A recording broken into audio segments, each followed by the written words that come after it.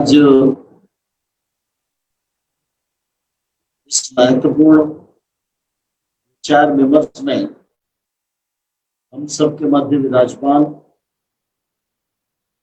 कार्यक्रम के माननीय अध्यक्ष और इंदिरा गांधी राष्ट्रीय कला केंद्र के अध्यक्ष, देश के प्रख्यात चिंतक पत्रकार माननीय श्री राम बहादुर राय जी, डॉक्टर WR रेड्डी, श्रीमान अरुण जैन जी, प्रोफेसर जनक पांडे, डॉक्टर रश्मि सिंह, कुलवंत सेठी जी, सच्चिदानंद जी और इस अवसर पर उपस्थित सभी महानुभाव, मुझे बहुत प्रसन्नता है कि आप सब लोग गांव को आत्मनिर्भर बनाने, पंचायत को सशक्त बनाने और देश की आत्मनिर्भरता के दिशा में विचार विमर्श कर रहे हैं। मैं धन्यवाद देना चाहता हूं माननीय राम बहादुर राय जी को कि उन्होंने इस अवसर पर मुझे भी आप सबसे रूबरू होने का अवसर प्रदान किया और इस कारण मैं आप सब लोगों से आज मिल पा रहा हूं। आत्मनिर्भर भारत यह प्रधानमंत्री जी का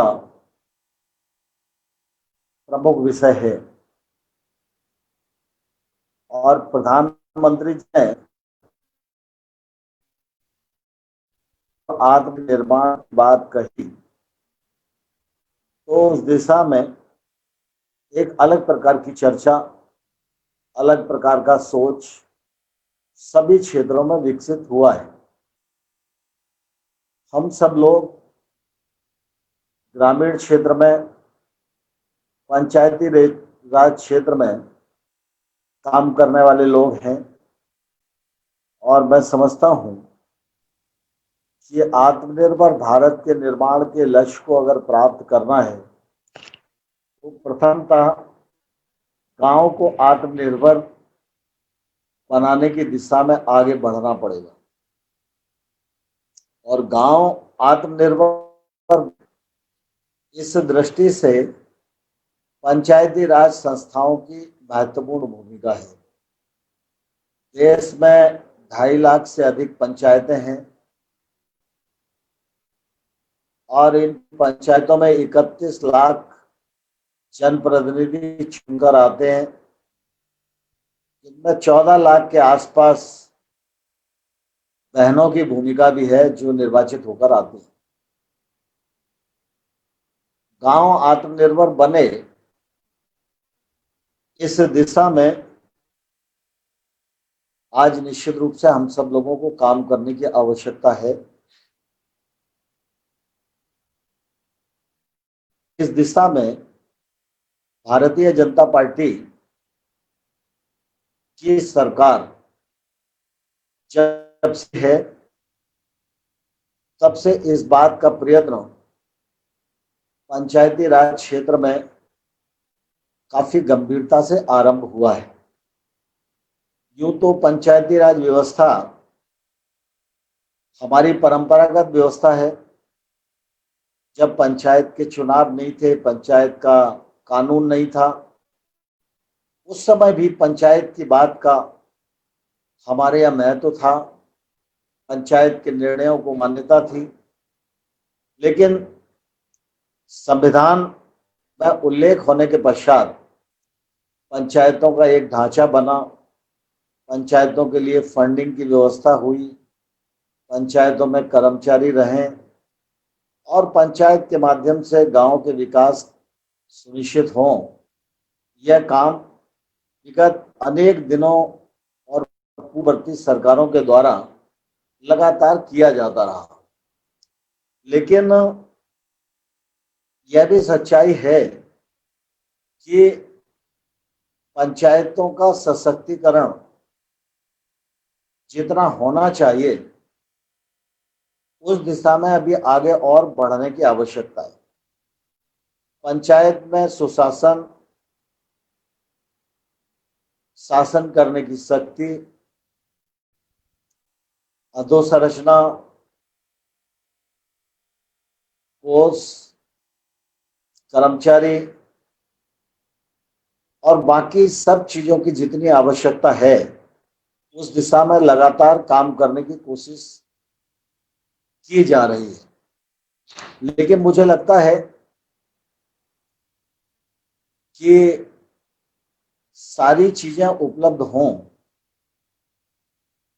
इसके साथ यह जरूरी है कि पंचायत क्षेत्र में सामुदायिक भावना का विकास हो।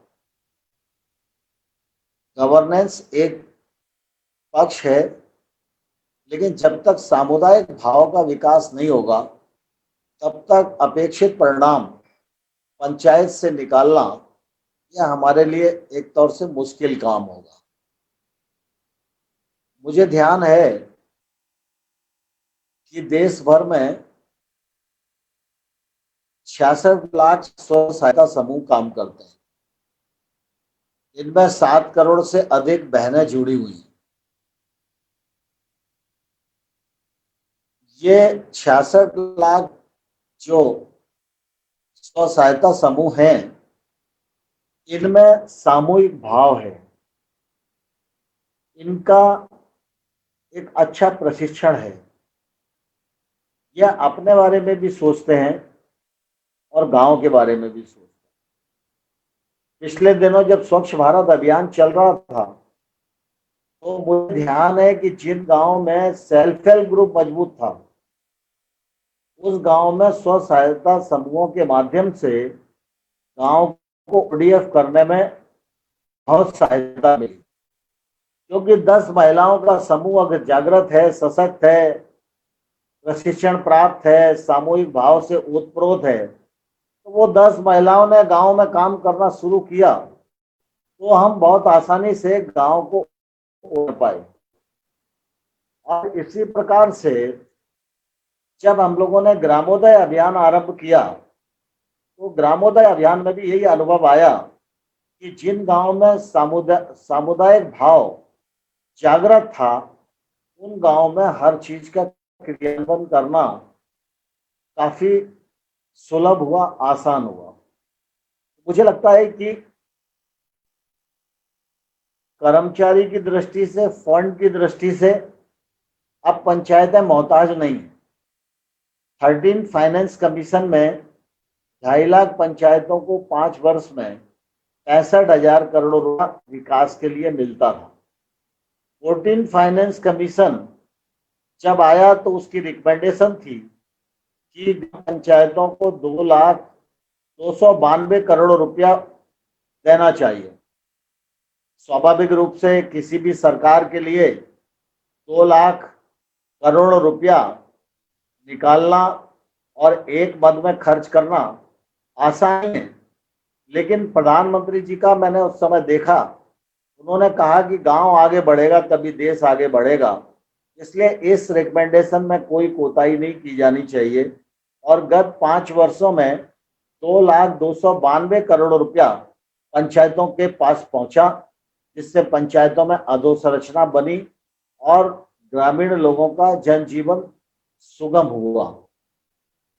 अब लगभग पंचायतों में ग्राम सचिव की व्यवस्था है। फाइनेंस कमीशन का पैसा पंचायत के पास है। आवास योजना का पैसा पंचायती राज संस्थाओं के पास है। मनरेगा का 1 लाख करोड़ का बजट यह पंचायतों के माध्यम से रूट होता है। राज्य वित्त आयोग का पैसा पंचायतों के माध्यम से रूट होता है और राज्य की योजनाएं जो पंचायतों के माध्यम से ही संचालित होती है। तो आज कोष की मोहताज पंचायत नहीं है। कर्मचारियों की दृष्टि से भी हम लोगों ने कोशिश की है कि हर पंचायत में सचिव हो और रोजगार सहायक हो। और पिछले दिनों हम लोग इस दिशा में विचार कर रहे थे कि फंक्शनरीज ठीक होनी चाहिए, इसलिए सुमित बोस जी की अध्यक्षता में एक कमेटी बनाई थी और उसने रिकमेंडेशन की थी कि पंचायतों के कुछ समूह बनाकर हमको टेक्निकल सपोर्ट भी उन्हें देना चाहिए। उस दिशा में भी राज्य सरकारें निश्चित रूप से काम कर रही हैं। आप सब लोगों ने पिछले दिनों ध्यान दिया होगा तो ग्रामीण क्षेत्र में जो मौलिक आवश्यकता की सुविधाएं हैं, वो सुविधाएं देने का काम ग्रामीण क्षेत्र में मिशन मोड पर हुआ। जैसे आज हर घर में शौचालय है। अब सोचें कि जब वायरस आया और लॉकडाउन हुआ, अगर हर घर में शौचालय नहीं होता तो मैं समझता हूँ लॉकडाउन का पालन कम से कम ग्रामीण क्षेत्र में तो करना मुश्किल होता। लेकिन हर घर में शौचालय की व्यवस्था हो गई। हर घर में सौभाग्य योजना के अंतर्गत विद्युत का कनेक्शन पहुंच गया। हर गरीब घर में उज्ज्वला योजना के अंतर्गत रसोई गैस पहुंचाने का काम हुआ। हर गरीब आदमी जिसके पास छत नहीं है 2022 तक उसको आवास मिल जाए तो उसके जीवन में सुगमता आए। इस आवास योजना के माध्यम से हम लोग लगातार काम कर रहे हैं और 2022 तक इस लक्ष्य को प्राप्त कर लेंगे। प्रधानमंत्री ग्रामीण सड़क योजना वाजपेयी साहब के समय में प्रारंभ हुई थी। हम लोगों ने 2014 के बाद आके उसको गति प्रदान की। फर्स्ट फेज पूरा लगभग होने को है, सेकंड फेज का कुछ काम बाकी है। प्रधानमंत्री सड़क योजना का थर्ड फेज शुरू हो और मुझे ये कहते हुए प्रसन्नता है कि अभी दोबारा से नरेंद्र मोदी जी प्रधानमंत्री बने तो दूसरी मंत्रिपरिषद की जो प्रधानमंत्री ग्रामीण सड़क योजना का थर्ड फेज स्वीकृत हो गया है। इसमें 1,25,000 किलोमीटर गाँव की सड़क 80,250 करोड़ रुपए का व्यय इस पर आएगा। इसके बाद भी छोटे मजरे टोले बीच की गांव की कनेक्टिविटी बचेगी तो प्रधानमंत्री सड़क योजना का फोर्थ फेज भी आए, इस दिशा में प्रधानमंत्री जी की इच्छा है और कार्यवाही कर रही है। लेकिन अभी चूंकि थर्ड फेज हमारे सामने है तो जो गांव की मौलिक आवश्यकता है जिससे गांव के जनजीवन में सुधार आया, वो मौलिक आवश्यकताओं की पूर्ति करने की कोशिश की गई है, अधोसंरचना विकसित करने की गई है। गांव में ठीक सुशासन दे सके इसके ई ग्राम स्वराज्य से पोर्टल मंत्रालय ने प्रारंभ किए हैं। सारी पंचायतों को सीधा अनुदान आयोग को पैसा देने का प्रावधान किया गया है, जिससे कि गांव तक आज 100% पैसा पहुंचना शुरू हो गया है और इससे भी ग्राम पंचायतों की ताकत निश्चित रूप से बढ़ी है। हम देखते हैं कि ग्रामीण क्षेत्र में विकास का क्रम है, उसकी कोई एडवांस प्लानिंग नहीं और ये असंतुलन तो हमको शहरी क्षेत्र में भी दिखाई देता है। बड़े बड़े शहर हैं जो हमारे सिरमौर भी हैं और वहाँ टाउन एंड कंट्री प्लानिंग भी है, मास्टर प्लान भी है, लेकिन हमको आज भी असंतुलन दिखाई देता है। बड़े बड़े शहर हैं, अगर 2 घंटा पानी बरस जाए तो वहाँ पर जीवन अस्त व्यस्त हो जाता है। ऐसे ही ग्रामीण क्षेत्र है, ग्रामीण क्षेत्र के प्रति दुर्लक्ष्य काफी समय से हुआ। तो अगर ग्रामीण क्षेत्र में पंचायत को 100 रुपए मिलते हैं तो पंचायत के पास दृष्टि नहीं कि वो 100 रुपए काय में खर्च करे और इसके कारण किसी का दबाव और प्रभाव का उपयोग होता है और वो राशि भी खर्च हो जाती है और पूरे समुदाय के लिए जो उसका उपयोग होना चाहिए वो नहीं हो पाता था।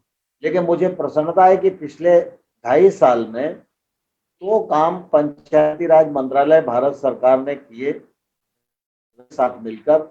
एक तो पंचायतों का यूसी नहीं आता था, अब पंचायतों का यूसी आना शुरू हुआ है, ई पेमेंट पंचायतों में शुरू हुआ है।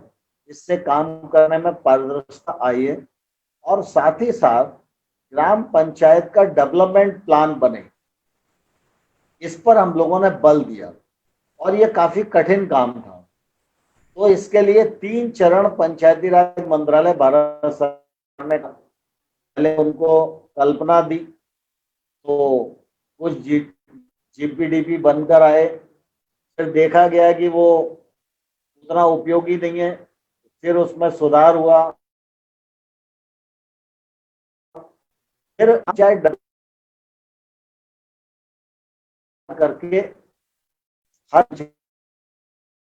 पंचायत को कहते हुए प्रसन्नता है कि लगभग 2,44,000 पंचायतों का जीपीटीपी बनकर तैयार हो गया है।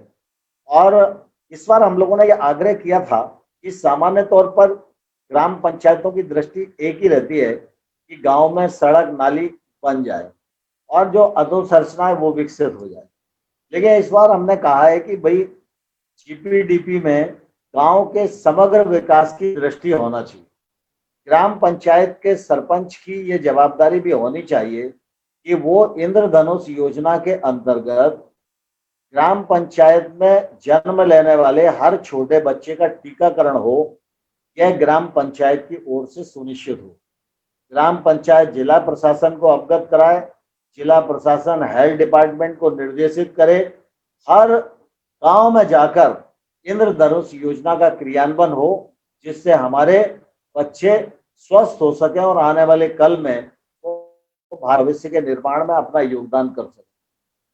थोड़ी सी बात है कि सभी सरकारें आज आजादी के 70 साल बाद भी जब जुलाई आता है तो स्कूल चले हम, ये अभियान चलाती हैं।